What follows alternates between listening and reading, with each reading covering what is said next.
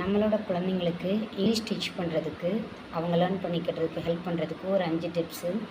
Number 1, அவங்களுக்கு daily ஒரு 5 English new words வந்து இன்ட்ரடியூஸ் பண்ணலாம் ரெகுலராக.